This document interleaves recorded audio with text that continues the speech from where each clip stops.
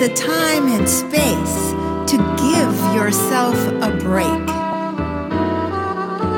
Here you'll find some love, music, laughter, and above all, she'll dare to tell the truth. And so come to Granny's place and give your spirit a big boost.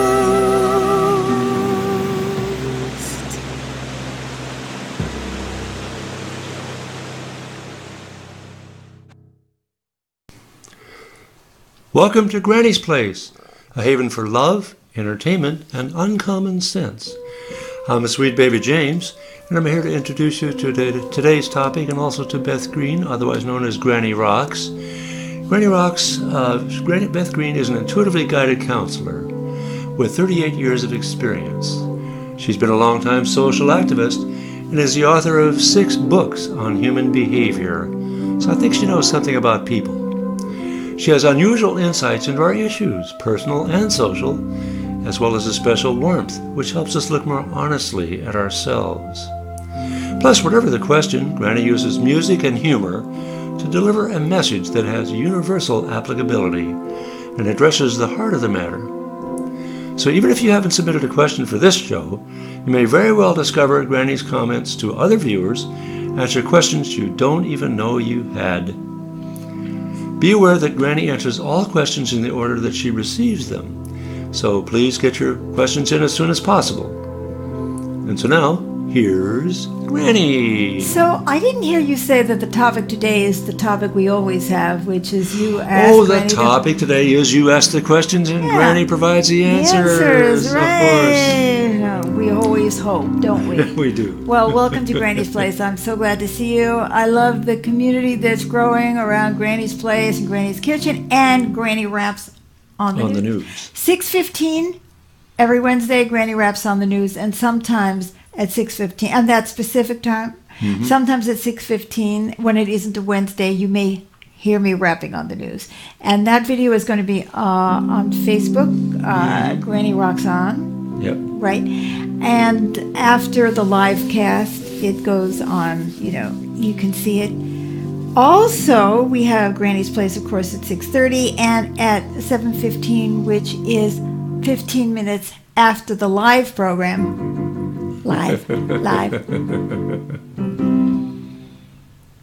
At 7:15 Pacific time, we have Granny's Kitchen, where we all sit around and we have a deeper discussion about the topics. And it's just been wonderful. So you're invited to all the above. Yes. So, shall we start with the first question? Yes. Okay. Let's see what the universe has in store for us Alrighty. today. This is from Anonymous. Hi, Granny. I have a daughter that 17 years ago cut off all ties with me. Also, she has 3 children, my grandkid. We got back talking and I was an instant grandma.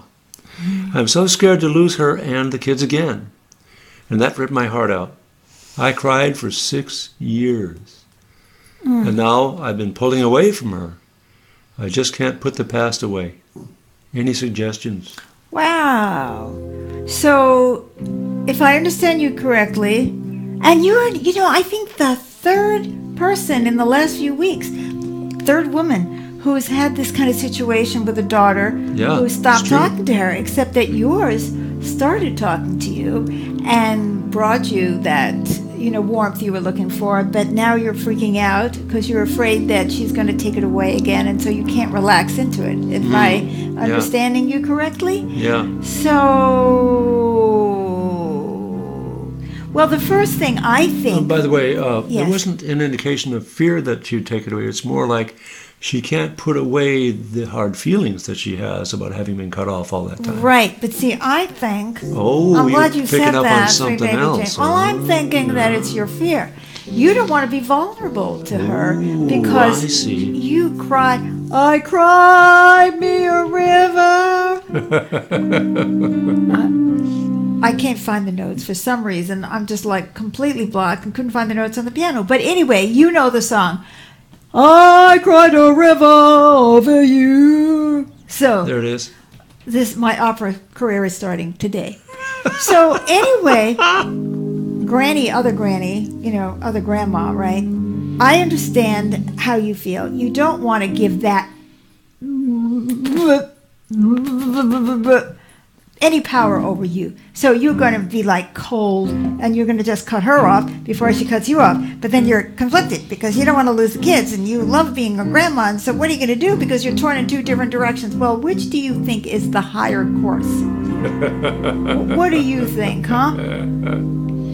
I mean, that is, I'm not kidding. I get it. That it's very scary. When you have been hurt, you don't want to trust that person again. You don't want to put your life and your heart into their hands. And so you're going to get judgmental and angry and do all that stuff just so that you're not vulnerable anymore, right? Yeah. This reminds me of the woman who was in that 20-year marriage that we talked to last week, and that she couldn't get past her feelings towards her husband, but she couldn't divorce him. And she said, well, why can't I let him go? And I said, well, maybe you still love him. So this reminds me a little bit of that. We were talking about how we become hostages when we love people.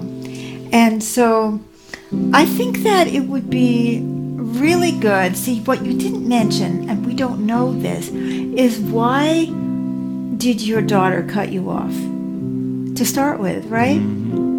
And why has she been scared to connect to you? So I would suggest that instead of pulling further away from her, you try to get closer to her by having some deep conversation. Not where you repeat the same old story over and over and over. So you did this and I did this and you did this and but like look into each other's eyes and sit there and talk about how it was when she was a child. Talk about what was going on in your family at the time. Help her to understand you and who you are and who you have been without getting into the recriminations and all of that stuff. Does this make any sense to you? And just have a really heartfelt conversation about life and who you were when you were growing up, and then what was going on in your life when she was born, and the different kinds of stresses you were under at the time, right? And what she was going through, and see if you can build understanding, because with understanding, you may build the trust that will allow you to relax a little bit more into that relationship. And then there's one more thing that I would like to add, which is know that you can live without her. Even though you cried every day because you lost her and the grandchildren, you survived. Somehow, I suspect you survived, because if you're crying, you're surviving, right? And even you can't then, cry if you're dead. She cried for 6 years, and then there was another 11 years where she was surviving without crying as so much. Yes, well, I'm not sure. Maybe that's because that was when they got back together again. So what I'm saying to you is, you have to know, and we all need to know this, that we may feel grief, but we're not going to die if we don't have someone. You know, you can go be a good grandma to somebody else's children. You know, there's so many children in the world that need love and need care. You know, your daughter's kids are not the only ones. Oh, I understand you have a sentimental attachment and it's your child, but think, somebody needs you. Somebody needs you. Somebody needs you. Somebody needs you, girl. So feel the strength of that. Even if this should happen again, I can do this. And I'm going to, instead of crying, I'm going to be wiping the tears of some child who desperately needs help. So that's my suggestion, and I hope that I've helped you. Thank you, Granny. This one's from Luann. Hi, Granny. I'm struggling to respond and interact with people who become dismissive, uncomfortable, and preachy when women talk about unacceptable behavior that they have endured in the past. I can feel tension increasing during these conversations, and I don't want to escalate into a combative situation. Okay, can you read that again? Because I'm not grokking this. Okay. I'm struggling Yeah. to respond and interact with people who become dismissive, uncomfortable, and preachy when women talk about an unacceptable behavior that they have endured in the past. I can feel tension increasing during these conversations, and I don't want it to escalate into a combative situation. I want to support both sides of this conversation, and am at a loss for words. Thank you for your words of wisdom. Okay, what I understand is you are with people who are disagreeing with each other and are being unpleasant or judgmental or something. So there are some women, did she say women? Yeah, women who have endured abuse, basically. And is it men or women who are doing the judging? Did she say? Don't know. People. She just said people. Okay. So I can see that, okay, there is tension in the room.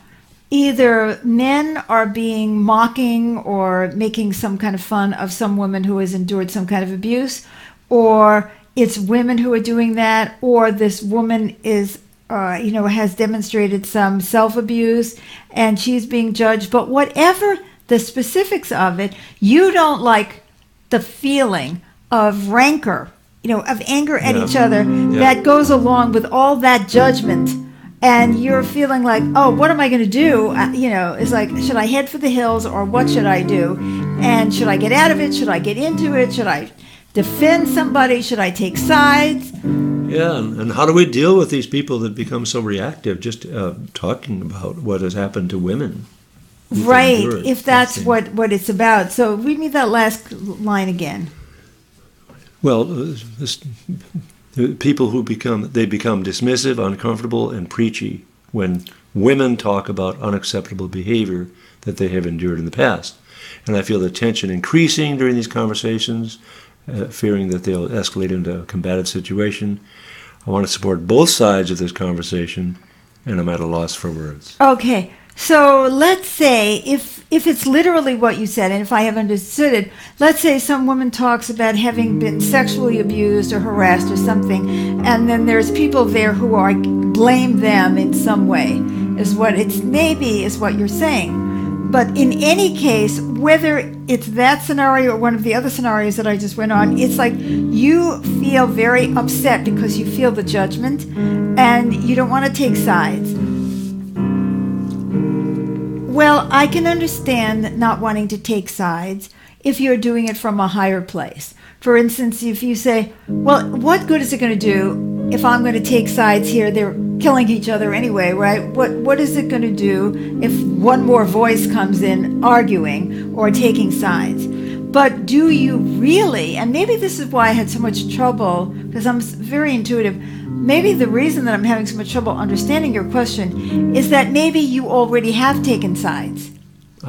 Maybe you feel one side or the other, and the reason, I said a minute ago, sometimes we don't want to speak up because we don't want to create more rancor and argument. We want to bring people together. But sometimes we don't want to speak up because we're scared. And we don't want to be hurt by the people who are doing the judging or the yelling or whatever it is. And then both sides start judging and yelling or whatever it is. So if your motivation is to deal with your own fear, then I suggest the answer is, what are you afraid of that's going to happen if you do? And not take sides. It's not about taking sides. It's being able to give your valuable perception of what is really going on. So if you see that people are in denial or they're being abusive towards someone who's already been abused, then you do have to say something, don't you? So what we're dealing with is your fear. And that would be my guess, like your fear. And then you say, well, what am I afraid of? What are they going to do to me? Where is this fear coming from? How do I handle my fear in a situation where I see that people can be very judgmental? Are they going to judge me? Are they going to cut me off? Are they going to hurt me? Are they going to stop being my friend? Are they going to stop helping me? Are they just going to give me the look or whatever it is? What exactly is that I'm afraid of? And then when you say, okay, well, what is it that I'm afraid of? Oh, okay, so let's say what you're afraid of is they won't like you anymore and they'll put bad vibes out to you when they see you. Well, assuming that you can't avoid being with them, if people are putting bad vibes out to you on a consistent basis, you talk to them. You say, I've noticed that you've been putting out bad vibes to me, or whatever words you use. And it's like, ever since I confronted you on this, what I think is a very judgmental and wrong approach to dealing with people who've been abused. So then you just talk to them about it. It's like, uh-oh, you have to open your mouth yet again. Right? First time you open your mouth to confront what you don't like, and the second time is you have to open your mouth to confront the fact that the person you confronted is now putting out bad vibes at you. Oh my God, 2 occasions of opening your mouth. Yeah, even becoming combative in that first instance. But then certainly bad feelings. Yeah. That's right. So it's like, well, let's say they do. So then you get to ask yourself, so what am I afraid of? Okay, so he's going to get pissy with me, and he's like, and then I'm going to go talk to him and say, I really want to talk to you about this because I think that ever since we had that conversation, you have gone back south on me, and I don't like it, and I want to know because all I did was tell you what I really believed. Is that not okay in a friendship, or do you want to protect yourself from the truth, or what the heck is going on? And let's say the person says, you dirty bitch. I said it. You're a terrible person. You're so awful. You are. What are they going to say? I mean, what are they going to do to you? The knife is coming out. Probably not. So, what's the worst that'll happen? So I always say, okay, what's the worst that'll happen is they won't like me anymore. Well, and then what are you losing? So you said, well, okay, they don't like me anymore. So what's so bad about that? So I don't like them. Truth is, I really don't like them. I don't like the way they behave. So why should I care whether or not they like me? Oh, well, this person holds my life in their hands. Really? Do they really? Do they really? Do they really? Do they really? Do they do it? Do they really hold your life in your hand? I don't think so. They may want you to think that, but that doesn't mean that it is true, does it? So, whatever it is, whatever point you get to, you say, and what would be so bad about, what's the worst that'll happen? The worst that'll happen to any of us is that we're dead. Well, how bad is that? I really don't know. I haven't tried it yet. So, but this doesn't sound like that kind of a situation. I mean, if you're in with a bunch of people with knives, maybe you should just back out and say, maybe this isn't my battle. Maybe it is your battle. Maybe you need to develop courage. And this is the perfect place for you to do it. And, you do it sweetly and you do it with, I really want to understand your position, but it seems to me that you are being very judgmental here. You're not listening to this woman and you're not being empathetic. I'd like to know why. So, you can be sane, you can be caring, you can be thoughtful, you don't have to be judgmental, but you can go into the inquiry. And then if they are really obnoxious and hurtful, then you won't love yourself if you don't say anything about it. So I hope I understood you. If not, would you please send me a correction on the next show? Okay. Very good.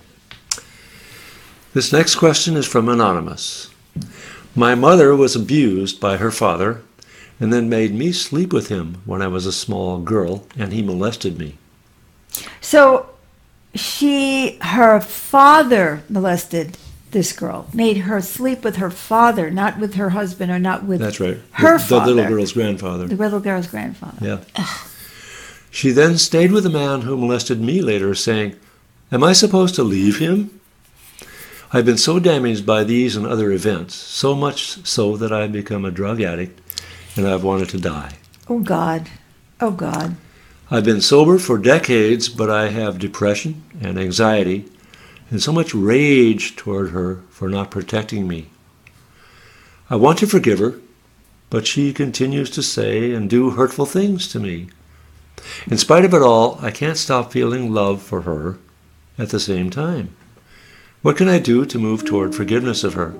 I know I need to forgive myself too, and that it's all wrapped up together. Wow, that is so intense. That is so bad, because this woman learned at an early age to acquiesce to a man, right? Because she learned to acquiesce to her father, right? Yes. So she was so habituated to acquiesce to her father that she let you be molested by him as well, and she acquiesces to men in general, or so it seems by the story you're saying. Certainly in terms of you and your sexuality, if she allowed that to happen to you too, knowing then that this woman has been damaged, and it doesn't sound like she's had any healing around it. I'm assuming that you've had some help because you've recovered from your drug addiction, and which is fantastic. I don't know if you've had therapy, and if you've had therapy about these issues, and it doesn't sound like your mother has had any, because she certainly hasn't taken any accountability for what she did. What you need, honey, number one, and you may never get it, is an amends. We can't forgive someone if they don't acknowledge what they do. I mean, it's one thing to say, well, I'm going to turn the other cheek, I'm a good Christian, or I'm a good whatever I am, and I'm going to be forgiving and all of that. But in our hearts, I will tell you something. We don't really let it go until somebody looks us in the face. And I want to tell you, in that book, Living with Reality, which is a free download on the innerrevolution.org website. Go to the innerrevolution.org. Download that book. You don't have to read the whole book. In the very back, well, I'd love if you did, but in the very back, there is something that I call the amend step. And the amend step is not, oh, yeah, gee, tough, I'm sorry, or whatever it is. You really go on and say, I did this, how it hurt you is this, and even though I couldn't have done any better at the time, I need to ask you to forgive me. Will you forgive me? And, of course, you have to fill in the blanks, but it's all written down in that book. And there's a whole platform on accountability, becoming accountable, platform 7, I believe. And you need that. You're like crying for it. And you love your mother is understandable. Children often love even the most abusive parents, but that's because your safety was more dependent on her than anybody else. I mean, you didn't have anybody else in the family protecting you, it seems. So, your mother was allowing you to be abused, but she wasn't directly abusing you. So she seemed like the safest person on the block, right? But of course she wasn't, but that your mother needs to come to some peace about herself. She needs to understand herself, and she needs to make amends to you for you fully be able to forgive her. Because when she makes amends, because one of the things that I talk about in that step is the person who makes amends needs to have compassion for themselves when they're doing it. It's like, even though I couldn't have done any better at the time. Because we have to understand why we do it. If your mother understood herself and she could make amends to you, she wouldn't have to be negative towards you anymore. That is a real self-defense, I think. Of course, we're only knowing a portion of the story, but there it is. Now, it's not unusual for those of us who have been molested, as I have been too, as well as sexually abused in many other ways, to feel guilty. I mean, this you've got to know, and one of the things that's happening in our world today with the Christine Ford event is so much, and the Me Too movement and all that, so much. You know how many women have felt ashamed of being molested. It's like something is wrong with us. And if you were molested and your mother participated in this, which she did, then you've gotten a message at a very early age that you're not worth protecting. That someone and their needs is more important than yours. That's a bad message. So I don't know what else happened to you if you participated. Sometimes we participate in a molest because it's the only person who ever pays any attention to us.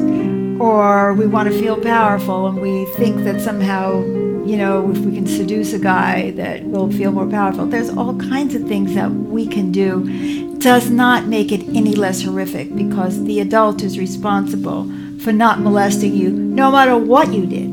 So here's my suggestions, and I've got a lot of suggestions for you, is like, one is you get some counseling.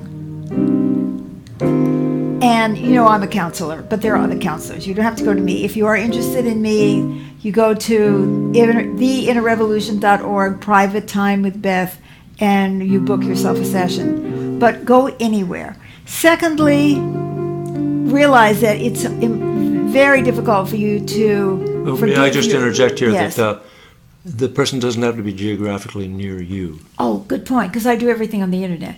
That's right. I do my sessions on the internet, and I'm intuitive, and I can get to stuff really pretty fast.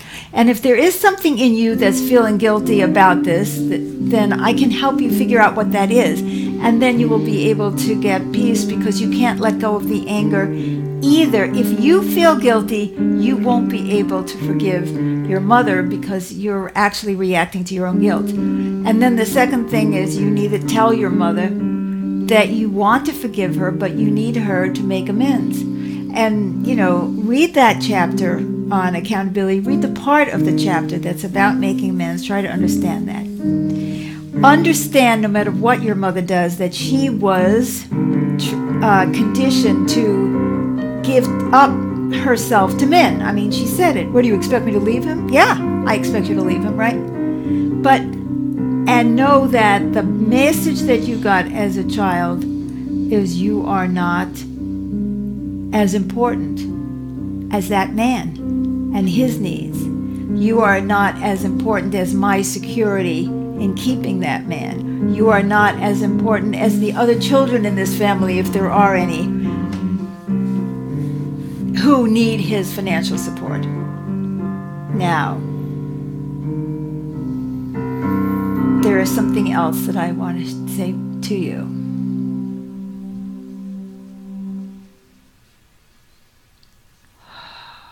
I don't know yet what it is, but I'm just trying to connect to you.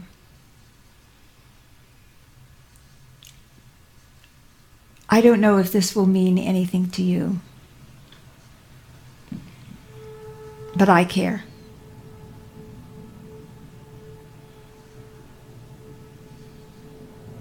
And everyone else in the audience right now, whether you're a man or a woman, I want you to direct this thought to Anonymous.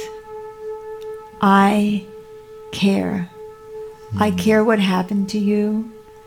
I cared about what happened to your mother that made her this way. I care about what happened to the man and those men that made them so desperate to look powerful that they had to abuse a child. I care about all of you. But I want you to really take in that I care about you. And all of us, send that energy and that thought to this woman. We care. You got the message that you weren't worth caring about, but you are worth caring about. And we care. We care. And just take that into your heart. And start doing the right things for yourself.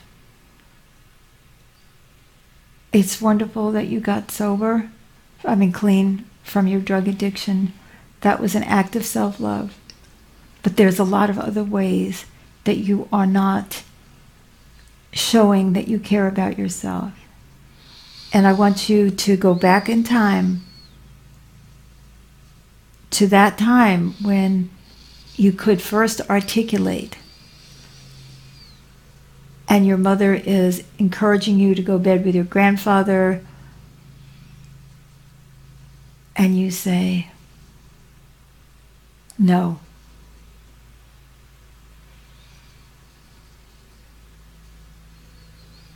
And just feel every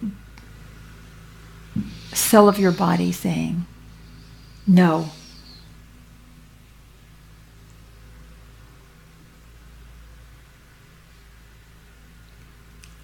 No.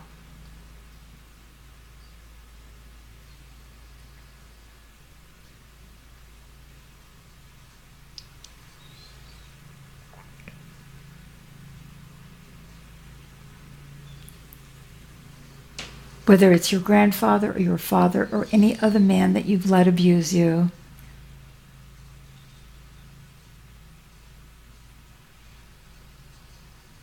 no, because you can feel the support of all of us. No to them. Yes to you.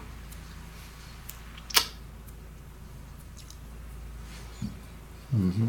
I think that's it for today, isn't it? Yes. So you're invited to join us right after the show. Yes, please come to Granny's Kitchen. We'll talk about this. You can even also come on anonymously. You can. It's on the internet. You can call in. Send me your questions. The sooner you get your questions in, the sooner I can answer it. Any post for Granny's place will have the information on how to send in your question. There'll be information on how to come to Granny's Kitchen 15 minutes after this live show. Join our conversation. You can call in if you don't have the internet connection. All the information is there. Yeah. But we like to do the video conference. But you can even do that anonymously. Come to Granny's place. It's a safe haven. Yes. For all of us, including those who molest. Because we want to understand you too. Thank you. Yeah. Very good. Till next week. Bye-bye now. Bye-bye.